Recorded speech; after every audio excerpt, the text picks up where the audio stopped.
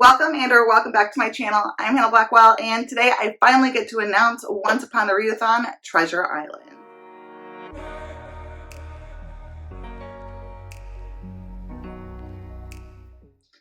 This is the second time I've hosted Once Upon a Readathon. The first time was last November, and it was really cool, really fun, but I wanted to do something a little bit different this time around. I am hosting this in summer. This readathon will be taking place all month long in June. And so because it is taking place in the summer, I wanted to go with a summery theme.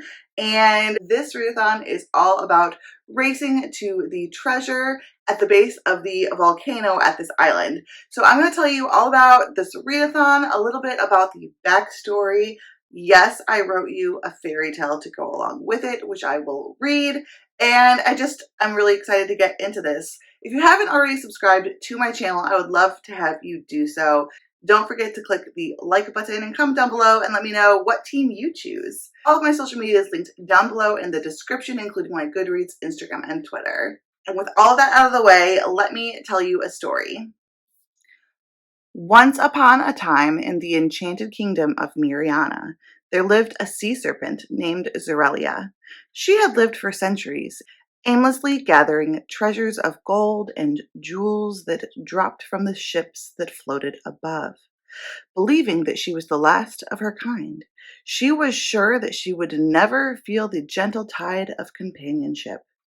One day, while gliding through the abandoned ruins of the underwater city of Cheribol, Zorelia was so distraught that she called out to the sea goddess Tritonius. She begged with all of her heart for a family of her own. Tritonius appeared to the serpent and offered her a choice: live alone for the rest of her years, which would be many, or live a short life of 1 week, knowing the love and comfort of a family of her own. Zorelia chose a week of happiness and lived in pure bliss with a beautiful baby daughter of her own for just 1 week. Zorelia soon realized that in seeking her own happiness, she had cursed her daughter with a life of loneliness just as her own. Choosing to save her daughter from such a fate, she fed both herself and her daughter poisoned seaweed. While they faded away, Zorelia cried tears so hot that they hardened around her and her daughter, forming a giant volcano that still stands today. It is said that the two are laid to rest still under Mount Zorelanista, surrounded by centuries of gathered treasure. Will you travel to this volcanic island to recover the ancient treasure? Okay, so that is the story. We are trying to race across the ocean and get this treasure. Now, there are 4 teams. So while you are on your way trying to get to this volcano and uncover its treasure, there will be 3 other teams battling against you. But this time will be a little bit different. We're going to be able to attack other teams, and you're even going to have some allies. So let's get into the teams and your amazing co-hosts. So for the first team is Team Djinn. And our amazing co-hosts for this team are Daphne from Being Daphne and Kristen from Kristen Craves Books. The next team we have is the Dragons. And for Team Dragon, I have 2 amazing co-hosts who will be leading you, and that is going to be Vish from Books with V and Abby from Abby Salter. Now, Dragons and Djinn are allies as their power comes from fire. So, on the fire side, we have the Djinn and the Dragons. Let's get into our water side, and you can see the 2 teams I have set up for you that you can choose from on the water side. So first I have the Merfolk, and the Merfolk are going to be headed up by Jess from Honest Fiction and Isa from Fun Fantasy Books. And the allies for the Mer people are going to be the Pirates, and the Pirates co-hosts are Maggie from Maggie's Books and Stuff and Tori from Tori Between Pages. So there you have it. You will have the opportunity to attack teams, but based on what team you are, that will determine who you can attack. So if you are on a water team, you can only attack one of the fire teams. And if you're on a fire team, you can only attack one of the water teams, i.e., you cannot attack your elemental ally. So with all of that being said, let's go ahead and get to the points. I've got my handy dandy little point tracker thing here. So for every book that you read, you're just going to get 100 points right off the bat just for reading a book. And that can be any book. It can be anything from like a manga or a graphic novel all the way up to like a 1200 page fantasy book. Whatever it is that you want to read, it can be any genre. You can read nonfiction, fiction, you can read fantasy, you can read sci-fi, you can read lit fic or romance. Whatever it is that you want to read, read it.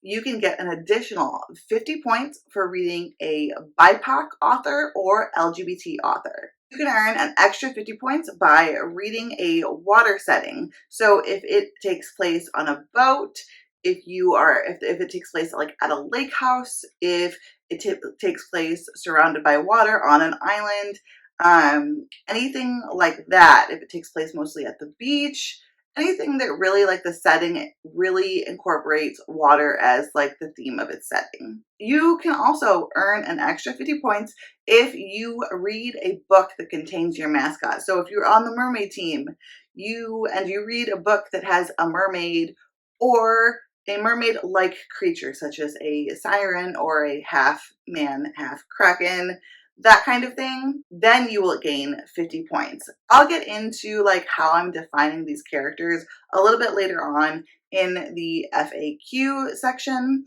So we'll get into that. But if you read your mascot for your team, then you get an extra 50 points. You can also choose to damage another team by reading a book that contains their mascot. So if you're on Team Mermaid and you read a book with a dragon in it, then you would attack the dragon team by 50 points. Now this is incorporated in this. So you can do all of these things if you wanted to and earn all of these points and still attack the other team. You don't have to pick one or the other. You just can also take points from another team, if that makes sense. There is also going to be 2 extra social media challenges that if you don't use social media, you can use the Discord for, and those will be announced on the 1st and the 15th of June. Each challenge is going to get you 100 points. So basically, all you have to do to participate is sign up for the Readathon. There is a sign up form linked down below in the description. It's also going to be in the Google Drive, and you can find it there as well. The Google Drive link will be down in the description. If you would like, you can also participate in our Discord for the Readathon. That will also be linked down below in the description. And there you can just chat with all the people that are partaking in the Readathon, chat with us, talk about the books that you are reading, talk about your TBRs or the books that you have read, anything like that. You can also go there if you're looking for recommendations for any of the prompts. There is also a tracker down below so that you can track your books, and that is how you help your team out. I'm going to ask you basic questions about what you read. You're just going to fill it in, and then our tracker is going to do all the math for you, so you don't have to worry about actually adding anything up or calculating anything. You just fill it out, say like, okay, it's going to ask you, what book did you read? You'll write the book, and then it'll ask, did it fulfill this prompt? Did it fill that prompt? That kind of thing. And you'll just fill it out from there and it will do all of the math for you, and it just will do it on our side and we will see it and be able to calculate everything from there. If you want to know how much you earned, you can track that yourself.